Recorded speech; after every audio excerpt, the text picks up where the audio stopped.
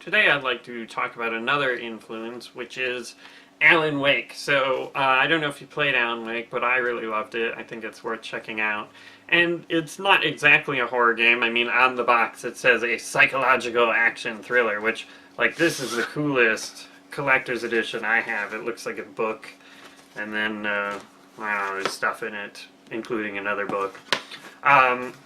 Anyway, love the special editions, perhaps too much. But the thing that I thought was really interesting about Alan Wake is just the psychological aspect, how they're sort of exploring the character of Alan Wake and his relationship with his wife. And I think that's a really amazing thing for a video game to try to do, and certainly, you know, there's elements that don't exactly deal with that, and you know, some of the writing is a little, maybe not the greatest, but I think there's a lot of things that are really, really awesome in the game, and especially I love the idea of exploring a person's relationship with his wife, just because to me that's a very adult thing. That's something that I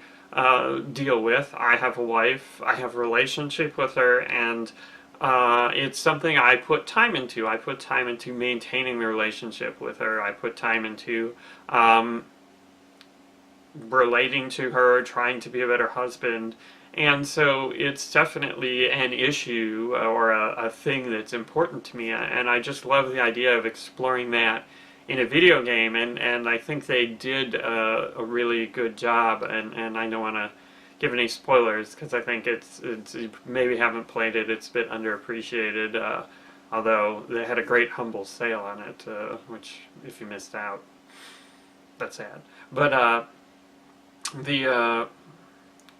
there's a scene that's sort of this nightmarish thing about Alan's relationship with his wife, and it was really moving and really effective for me. I mean, maybe just because, you know, I'm married and I think a lot about you know, being the best husband I can, and I do feel like I've failed in a number of respects, and certainly I talked about it at my GDC talk about how, you know, I put my wife aside to make Retrograde, and I still feel guilty about it. Certainly I'm trying to make it up to my lovely wife, but it still sort of burns, and so the sort of aspects of it that deal with that really hit home for me, and were really powerful and moving. But also I like the idea that, you know, they're creating a game for adults about adult things, and when I say adult things I don't mean like sex or pornographic, which is sadly, you know, when you say, oh, this game is adult, that's the first thing you think of, oh, violence and sex. But I mean, like, to me those are kind of juvenile, right? Like, you know, horny teenagers are like, yay, a sex scene, rah. Which, I mean, like, honestly, sex in games is embarrassing in my opinion, and has not been treated well, except in Catherine, which is another game I totally love, and maybe I'll do another post about that. But that's the only game where I felt like they're actually exploring, you know, interesting aspects of sexuality and what it means, rather than, you know, we gotta have the, you know, a male and a female have intercourse in the course of the game. Like, I don't know, I don't know if you played, like, Fahrenheit, it was David Cage, you know, Quantic Dream, Heavy Rain,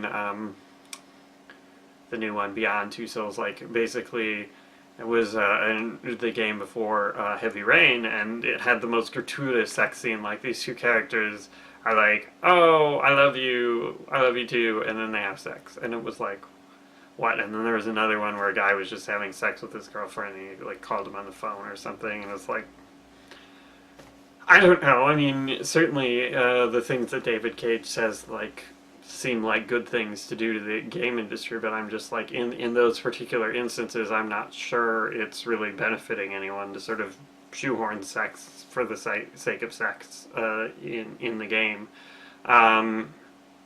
But anyway, yeah, I really like the idea of sort of exploring adult themes, exploring the things that we as adults face, the hard decisions we have to make, and dealing with them. And that's definitely something I want to explore in Neverending Nightmares. And so definitely Alan Wake was an inspiration for that.